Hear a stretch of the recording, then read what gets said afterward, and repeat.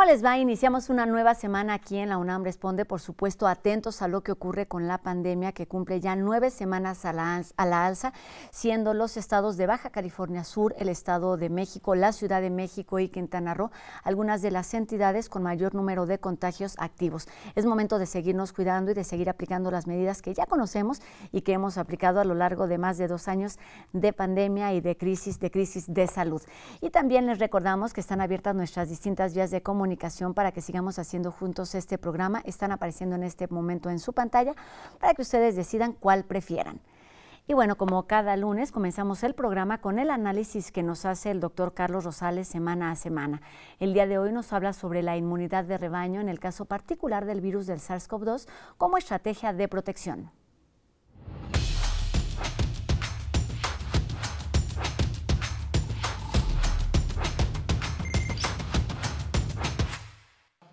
Gracias, Rosa. Muy buenas tardes. Ahora que el semáforo epidemiológico está en verde, nuestro público pregunta, ¿hemos logrado la condición de inmunidad de rebaño? Bueno, repasemos. La inmunidad de rebaño es una situación en la que un virus ya no puede ser transmitido porque se encuentra con muchas personas protegidas. Entonces, los pocos individuos susceptibles no se infectan porque están protegidos dentro del rebaño. Esta condición se cumple cuando las personas resistentes se mantienen resistentes.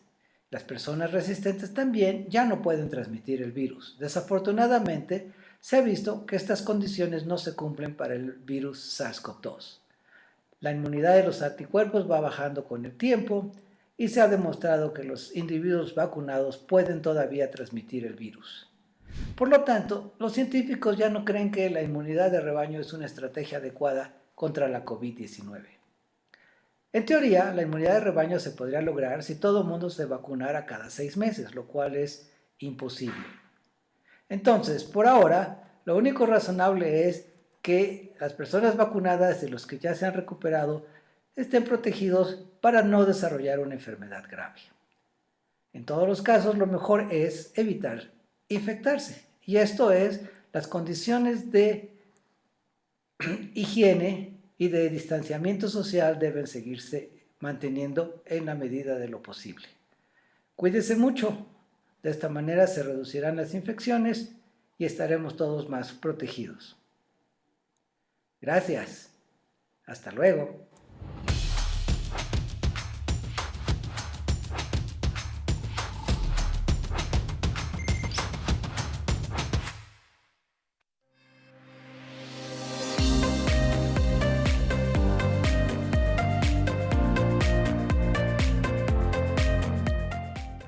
Donar sangre y sus componentes es una de las labores humanitarias más importantes para ayudar a preservar vidas. En nuestro país no existe una fuerte cultura de donación y bueno, tan solo en el año de 2019 México se ubicó como uno de los países con menores tasas de donación. A esto se suban pues además que la pandemia o durante la pandemia han surgido distintas dudas sobre las personas que han superado la enfermedad y sobre aquellas que presentan algunas secuelas. Para resolver estas y otras preguntas acudimos siempre a la voz de nuestros expertos para ampliarnos la información y hoy saludamos a la distancia a la doctora Norma López Santiago, quien es hematóloga pediátrica y académica de la Facultad de Medicina de nuestra universidad. Doctora, ¿cómo está? Un gusto saludarla esta tarde aquí en la UNAM Responde. Buenas tardes. Buenas tardes, muchas gracias por la invitación. Pues un gusto que esté aquí con nosotros para hablar estos temas, para principalmente resolver dudas. Doctora, sabemos, como lo mencionamos ya, donar es una práctica vital en muchísimos sentidos. ¿Cómo la pandemia ha impactado en esta práctica humanitaria? Ha impactado muchísimo negativamente. La donación altruista en México no es una práctica común. En el mundo no es una práctica común, pero particularmente en México, menos del 3% de las donaciones que tenemos son por donación altruista. Habitualmente en las instituciones públicas las donaciones las obtenemos por pacientes que van a entrar a cirugía y que estos pacientes que entran a cirugía, uno de sus requisitos es que donen sangre antes de la cirugía. Otra forma es la donación por reemplazo, que una vez que yo fui transfundida, tengo que reemplazar con un donador de sangre esa porción o esa parte de sangre que me administraron. Esto no se lleva a cabo en todas las instituciones, pero es otra de las prácticas habituales. Y la donación altruista, les decía, ocupa menos del 3% de las donaciones que obtenemos habitualmente. Entonces, ¿cómo se hace esto? Bueno, pues se hacen campañas de donación en las que se convoca a la población en general a que donen sangre. Yo trabajo en un hospital pediátrico, el Instituto Nacional de Pediatría, y aquí parece ser que tenemos un poquito más de impacto cuando hacemos estas campañas de donación, porque está dirigida la donación a pacientes pediátricos, a niños que con una donación podemos salvarles la vida. Muy bien, doctor, y solamente para cerrar, esta donación altruista es cuando no conocemos, digamos, directamente a la persona a quien se va a donar nuestra sangre. Así es. Y cuando se hace en todo momento, no hay una emergencia, vamos, que atender. Exactamente, así es. Muy bien, doctora, y pues como bien lo decía, durante la pandemia se disminuyeron estas prácticas por el confinamiento, pero además también por otras inquietudes ligadas precisamente con los contagios. ¿Qué se sabe acerca de las personas que han resultado positivas con COVID-19? ¿Son aún así candidatos a ser donadores? Bueno, afortunadamente, COVID, el SARS-CoV-2, no se transmite por la sangre. Entonces, si yo tuve COVID y dono sangre, no voy a tener riesgo de transmitir la enfermedad a través de una donación. Si fui vacunado, tampoco voy a transmitir la enfermedad a través de una donación. Durante la pandemia, lo que aprendimos, lo que vimos, es que había donadores altruistas que no tenían ninguna sintomatología y que aprobaban todas las pruebas que hacemos de autoevaluación, la evaluación por laboratorio, y tenían las mejores condiciones para donar, y que 3 días después de haber donado nos avisaban: estoy positivo para COVID. Si esos productos sanguíneos ya se habían utilizado, bueno, pues dábamos seguimiento a los pacientes que lo habían recibido, y ninguno de nuestros pacientes tuvo contagio por una donación o por una transfusión. Y esto se ha reportado en el mundo, que efectivamente no hay transmisión a través de las donaciones. Obviamente que si nosotros tenemos cualquier riesgo de estar contagiado, pues lo ideal es no donar. Exacto. No solamente no donar, sino no salir de casa, y esa es la principal razón. Doctora, después de haber sido positivos, ¿hay un tiempo considerable que se tenga que esperar para poder ser donantes? La convalecencia después de que salimos positivos actualmente se considera que es de 7 días si estamos asintomáticos, y un poco más prolongada si hay alguna sintomatología. Pero si no tenemos, si es el caso de que nuestra sintomatología desapareció a los 7 días, por lo menos deberíamos de dejar pasar un mes de estar totalmente asintomáticos para poder hacer una donación de sangre. Muy bien, doctora. Y con respecto a las secuelas que se quedan aún siendo pues ya negativo, hay algunos síntomas que siguen teniendo los pacientes o las personas que padecieron COVID. En este caso tampoco hay restricción para donar.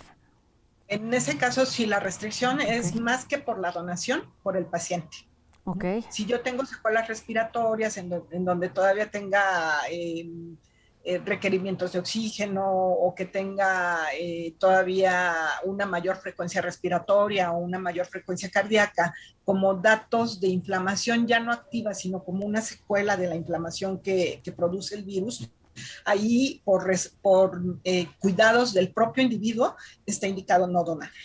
En este caso, para protección de los donantes, más que para quien pueda recibir esta sangre. Doctora, ¿se tiene información con respecto también a si algunas vacunas pueden impedir que las personas puedan donar sangre?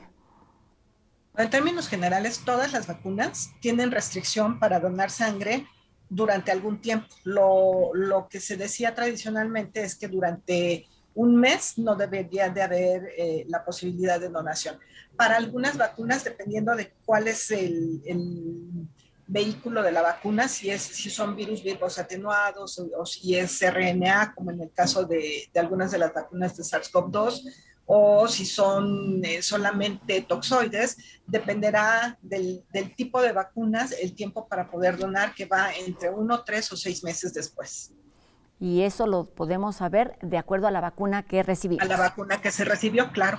Muy bien, muy bien, doctora. Hay otro tema importante. Hablamos en términos muy comunes de donar sangre, pero hay distintas alternativas para hacerlo y es a través de la sangre, las plaquetas y el plasma. ¿Cuáles son las diferencias y cómo funciona, digamos, cada una de estas donaciones?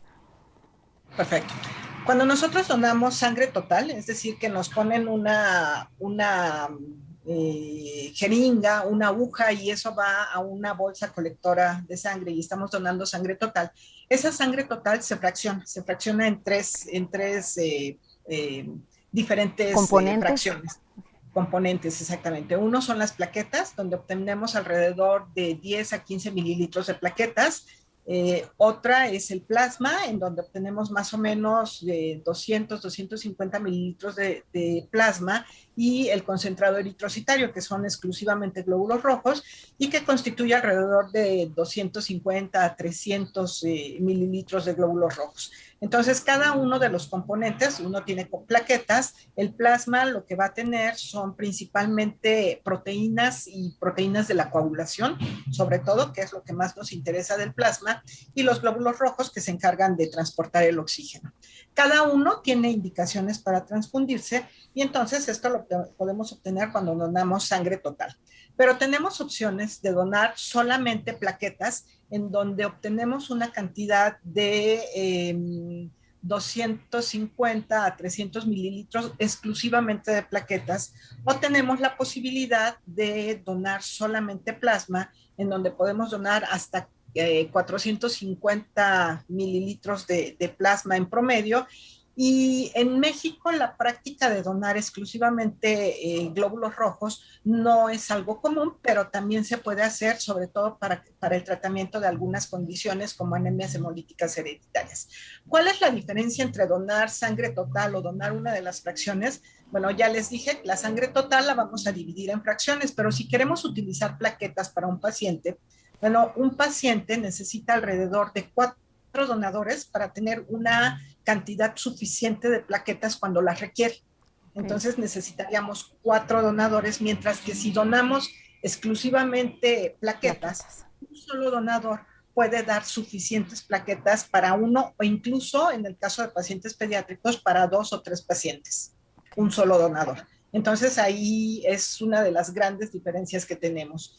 El plasma sobre todo se utiliza cuando queremos hacer donaciones muy específicas, ya principalmente les decía, para donar, para extraer proteínas de la coagulación. En México no es tan frecuente que hagamos donaciones exclusivamente de plasma, porque la gran mayoría de los factores de la coagulación actualmente ya están industrializados. Entonces, lo que se hace en algunos países es ahí sí contratar a donadores de plasma y de este plasma se obtienen las diferentes fracciones para su industrialización, de tal manera que se purifican las proteínas, cada una de ellas, y se hacen concentrados de esas proteínas. Entonces sí hay diferencias entre donar sangre total y donar alguna de sus fracciones. Les repito, en México lo que más hacemos, lo que más utilizamos es la donación de plaquetas y de sangre total. Doctora, ¿los donantes pueden decidir qué es lo que quieren donar o eso se decide a la hora de la toma? Los donantes pueden decidir qué quieren donar. La donación de sangre total, pues es una donación simple en donde nos canalizan una vena y por gravedad se extrae la sangre. En el caso de que queramos donar plaquetas o si se quisiera donar plasma en alguna circunstancia, esto es a través de una máquina de aféresis que se encarga de separar los diferentes componentes y extraer solamente lo que queremos donar, ya sea plaquetas, plasma o eritrocitos en casos mucho menos frecuentes, ¿no? Esto es un tiempo mayor y que en ocasiones podría representar un poco de cambios en el metabolismo del paciente, porque necesitamos utilizar un anticoagulante que puede disminuir las concentraciones de calcio en el donador. y eso, aunque se toman todas las medidas para que no ocurra una hipocalcemia sintomática, podría llegar a tener alguna sintomatología. Las dos formas de donación son actualmente muy seguras. Doctora, para ¿Y decirle... cuál sería el único requisito para donar una fracción? Tener una buena calidad de venas. Calidad de venas. De venas. Sí, porque la sangre sale y regresa. Lo que tomamos solamente lo que se necesita y regresa el resto de los componentes sanguíneos. Y esto se determinará, obviamente, ya que se conoce cuál es el tipo de donación que se quiere hacer y teniendo al paciente de forma física. Doctora, le quería preguntar cómo funcionan los bancos de sangre, de una forma que sea muy sencilla. ¿Cuánto tiempo puede permanecer la sangre antes de ser aplicada a algún paciente? ¿Cuál es el proceso que se le da en forma, digamos, muy general para entender qué sucede en estos espacios de conservación? Bueno, una de las razones para separar los diferentes componentes de la sangre es precisamente la viabilidad de cada uno de los componentes. Las plaquetas las tenemos que mantener a medio ambiente con un movimiento suave y su vida media es entre 5 y 7 días, de tal manera que después de una semana ya no tenemos plaquetas. Aunque yo haya donado 300 mililitros de plaquetas en el mejor de los casos, en 7 días, si mi donación no se utilizó, ya no sirve, ya no tenemos plaquetas viables. El concentrado eritrocitario nos dura un poquito más de tiempo, hasta 3 o 4 meses, dependiendo del anticoagulante con el que lo conservemos, y ese sí necesita mantenerse a una temperatura constante entre 6 y 8 grados centígrados. Es decir, necesitamos mantenerlo en refrigeración. El plasma es el que tiene una vida más larga, pero necesitamos congelarlo poco tiempo después de haberlo extraído para mantener viables todas las proteínas de la coagulación y el resto de proteínas de no coagulación que contiene, y se debe de mantener congelado a menos 70 grados centígrados, y puede tener una vida media de hasta un año.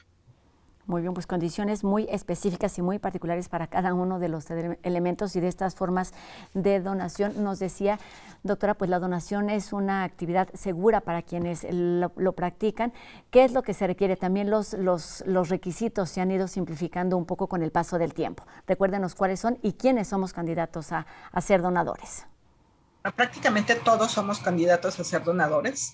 Entre 18 y 60 años todos podemos donar.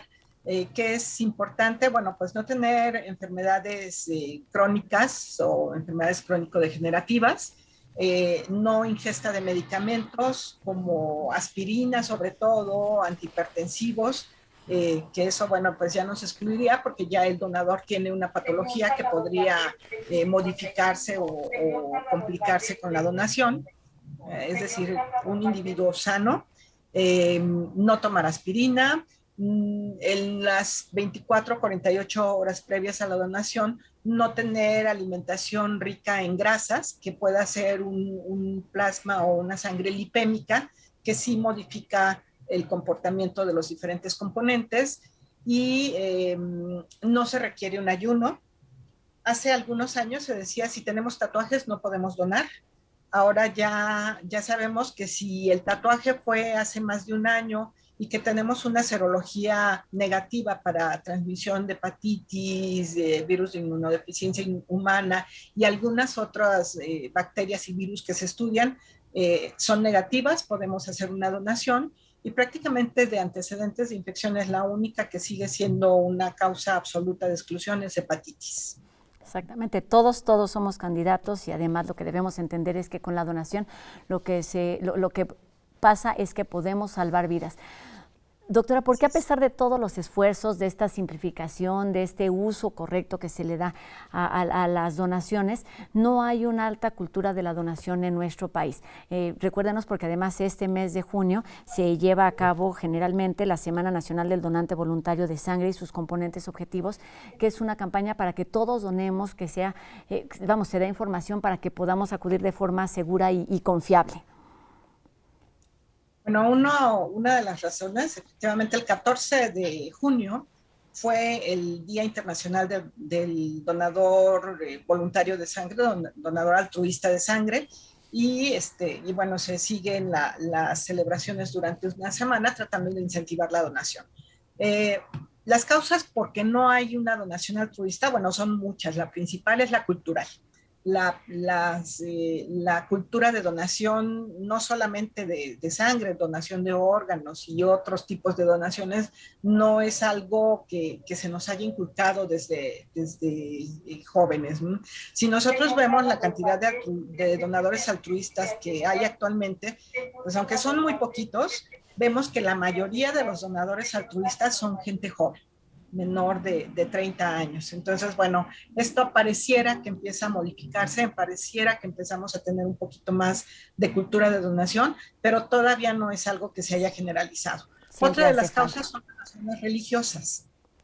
Hay religiones en las que se niegan a recibir donaciones, transfusiones de sangre, y obviamente pues también se niegan a la donación. Muy bien, pues hay que ayudar con la información para que esta donación sea de forma segura, sea de forma constante y además sea de forma periódica, porque esto es lo que permite salvar, lo decíamos, salvar vidas. ¿A dónde debemos acudir, doctora? ¿A dónde podemos acudir rápidamente para donar sangre?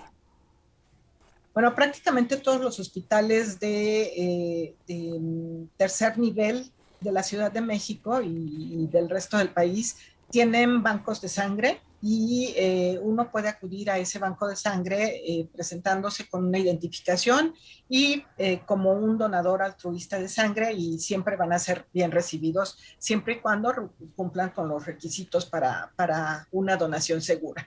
Pues tanto para el donador como para el receptor. Pues lo importante es tener la intención. Los espacios están ahí abiertos en la Ciudad de México y en todo el país para ser donadores, y todos somos candidatos. Doctora Norma López Santiago, hematóloga pediátrica y académica de la Facultad de Medicina de nuestra universidad, muchísimas gracias por estos minutos y por la invitación a donar no solamente este mes de junio. Gracias. Gracias por la invitación y los esperamos en los bancos de sangre. Gracias, doctora. Que tenga muy buena tarde. Y vamos con otro tema. Es momento de no memes. ¿Recuerdan, por ejemplo, la película de La Noche de los Muertos Vivientes, dirigida por el cineasta norteamericano George Romero y quien es considerado el padre de los zombies? Pues Dani Quino nos habla enseguida sobre él en la siguiente cápsula. Contrario a la creencia popular, el padre de los zombies, o por lo menos de como los conocemos todos, no fue Michael Jackson. El verdadero padre de los zombies es un cineasta nacido en Nueva York en 1940, cuyas películas definieron por completo el género de los muertos vivientes e hicieron de estos unas de las criaturas más temidas en el cine de terror: George Romero. A pesar de que en varias películas ya se había tocado el tema de los zombies, el origen de estos por lo regular iba de la mano del vudú y siempre eran retratados como personas vivas que eran víctimas de un hechizo. Esto cambió en 1968 con la llegada de La Noche de los Muertos Vivientes, film de George Romero que planteaba a estos seres como muertos que regresaban a la vida sedientos de sangre y venganza. La Noche de los Muertos Vivientes empezó a tomar forma durante los años de universidad de Romero y requirió de la aportación de un grupo de amigos para poder llevarse a cabo. Los actores también fueron en gran parte amigos del director e incluso tuvieron que pedir coches prestados a familiares pues para grabar algunas escenas, ¿no? Con un presupuesto de solo $114,000, la película logró recabar más de $30 millones y tuvo 5 secuelas y 2 reediciones. Todo esto aun cuando fue duramente criticada por lo sangrienta que resultaba. Pero la obra de George Romero va más allá de ver desmembramientos y sangre en cada rincón de la pantalla. Los zombies del cineasta son una clara metáfora a la sociedad de los años 60 y aunque parezca increíble, su crítica todavía hace ruido en la actualidad. Los muertos vivientes de Romero son un reflejo de personas que realmente no viven, que no interactúan con sus similares y su entorno, racistas, despreocupados por todo aquello que no les afecta y atrapadas en un consumismo que parece no tener fin. ¿Te suena?